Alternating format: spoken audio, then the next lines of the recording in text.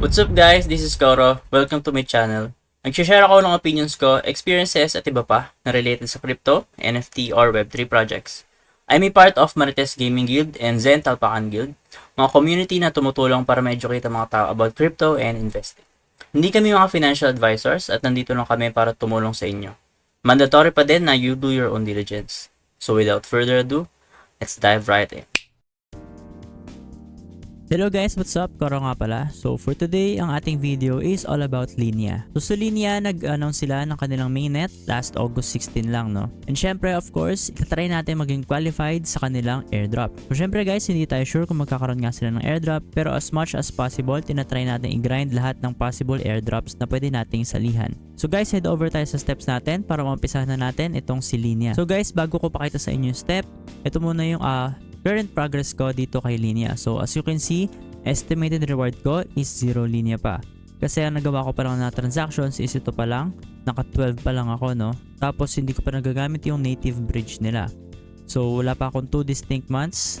I think ayan, nakalagay naman dito is 13 days pa lang yung mula nung first transaction ko dito kay Linea. So based dito sa simulation na to is hindi pa ako qualified if ever magkakaroon ng Linea airdrop. Pero guys, huwag tayong mag-alala kasi nga yung mainnet nila is nitong August lang ni-release. So possible medyo matagal pa to bago magkaroon ng airdrop, and yung snapshot nito malamang is hindi pa nangyayari. So una sa ating step of course is magbi-bridge tayo gamit ang kanilang native bridge, which is makikita natin sa bridge.linea.build. So guys, nandito tayo ngayon sa native bridge ni Linea, which is ito nga yung bridge.linea.build. So magtatry ako mag-transfer ng Ethereum from Ethereum mainnet papunta sa Linea. So ang value na lalagay ko is 0.075. So guys, tandaan nyo na as much as possible magtry kayo ng medyo malaking pang gas fee dun sa Ethereum nyo, no? Kasi mahihirap kapag nasagad nyo siya, and medyo mahal pa naman ng mga gas fee dito, lalo na kapag kagaling ka sa Ethereum mainnet. So mag-start na ako mag-bridge and tignan natin kung magkano yung fee. So makikita nyo guys dito, no, ang tatransact ko lang is 0.075, pero ang total na babayaran ko is 0.08, which is 0.005 yung mismong fee ko, which is around $5 to $6. Ito nga nakalagay siya dito sa Fire ko, no. Ito yung estimated fee. So confirm natin yan. So guys, nakalagay dito, no, please wait, your funds are being bridged.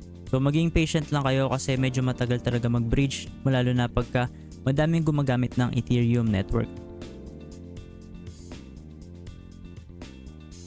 So guys, ayun na, tapos na yung bridging natin ng Ethereum mula sa Ethereum mainnet papunta sa Linea. So going back dito sa step natin, no, punta tayo sa second step, which is yung element.market/Linea. So ang gagawin natin dito is magmi-mint or magbabay tayo ng NFT na kahit anong gusto natin. So ang plano lang naman natin is magkaroon tayo ng transaction dito sa Element. So pagpunta nyo dito sa market ni Element, connect nyo na yung wallet nyo. Tapos syempre dapat naka-Linea network kayo. Piliin nyo is Linea. Tapos pili kayo ng kahit ano dito. So pipiliin ko ito, si Linea Bears. Click ko lang siya, tapos punta ko dito sa minting site kasi live pa siya hanggang ngayon. So pagpunta ko dyan, connect ko lang yung wallet ko, which is nakakonect na ako, no, sa Linea. And then guys, kiklik ko lang tong mint. So yun guys, no, hintayin lang natin yung transaction natin, and may binayaran lang tayo ng konting gas fee. And guys, ingat lang kayo, no, sa mga kinokonektan yung mga website. So as much as possible, piliin nyo yung mga mini-mint nyo. And then guys, after nyo mag-mint, balik kayo dito sa Element, tapos punta kayo dito sa My NFTs or doon sa profile nyo. So makikita nyo, dapat nandito na siya. So as you can see, medyo matagal siya mag-reflect, pero natapos naman yung minting natin dito, no. So yan guys, noon nag-reflect na yung minute natin. So refresh nyo lang siya. And kung gusto nyo talaga siya ma-check, punta kayo dito sa lineascan.build and then input nyo yung address nyo. So makikita nyo guys dito sa ERC721, nandito yung token natin or yung Linea Bear, no. Pumasok siya around 1 minute ago. And then ayun nga, nandito siya sa element natin. So pag click mo yung details, makikita mo yung mismong bear mo. So yung content is not available pa. Siguro naglo-load pa yung mismong metadata niya. So guys, after nyo mag-mint or mag-buy ng NFT dito sa Element, punta tayo sa third step natin, which is mag-swap tayo ng ETH natin papuntang USDC. As you can see, apat siya na step na pare-parehas. And ang gagawin lang natin is bibili lang tayo ng USDC gamit yung ETH natin sa Linea network. So papakita ko sa inyo isa-isa itong si KyberSwap, SyncSwap, EchoDex, tsaka si HorizonDex. As you can see guys, ito siya, si KyberSwap, si SyncSwap, si EchoDex, tapos si HorizonDex. So pare-parehas lang ang gagawin natin dyan guys. Bibili lang tayo ng USDC gamit yung ETH natin.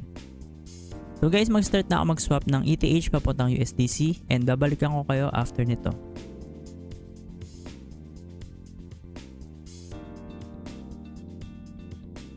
So guys, yun no, tapos na ako mag-swap ng ETH papuntang USDC gamit yung apat na to, which is yung KyberSwap, SyncSwap, EchoDex, and HorizonDex.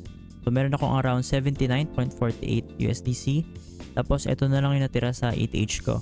So guys, huwag nyo sasagarin yung pag-swap nyo kasi dapat may matira kayong pang gas fee. And then for our next step is gagamit tayo ng VeloCore.xyz pero sa Linea Network. So may linya siya sa unahan ng kanyang link.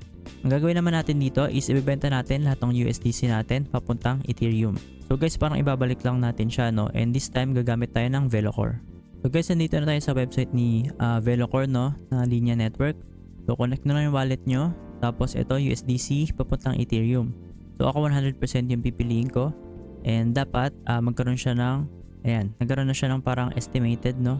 So swap lang natin to.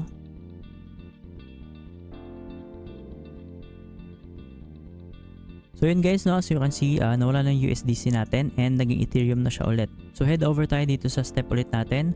So tapos na natin to, no, na-swap na natin yung USDC natin papuntang Ethereum ulit. So what's next na ba na gagawin natin? So ang gagawin natin is explore natin yung Linea ecosystem and continue mag-transact lang tayo weekly. Kung kaya nyo weekly, okay lang yun. If kaya nyo monthly, okay lang din. So as much as possible, wag nyo masyadong papatagalin na walang transaction yung wallet nyo. So ito yung ecosystem ni Linea. So punta lang kayo dito sa linea.build/app. So makikita nyo dyan, no, pwedeng all apps, pwede nyo i-filter. For example, ito Bridge, DevTools, Infra, NFT, Wallet, and DeFi.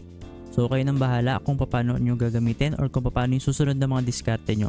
Pero at least nabigyan ko kayo ng konting guide, no, kung paano magta-transact dito kay Linea. And syempre yung pinaka-importante, magbe-bridge ka ng funds mo mula Ethereum mainnet papunta sa Linea mainnet. So guys, ito yung tracker natin ulit and ito yung kanina natin, yung start natin, which is naka 12 transactions na tayo tapos hindi pa natin nagagamit itong native bridge. Tapos yung estimated reward natin is 0 Linea pa. So try nating i-reload kung madadagdagan and kung magiging qualified na tayo if ever.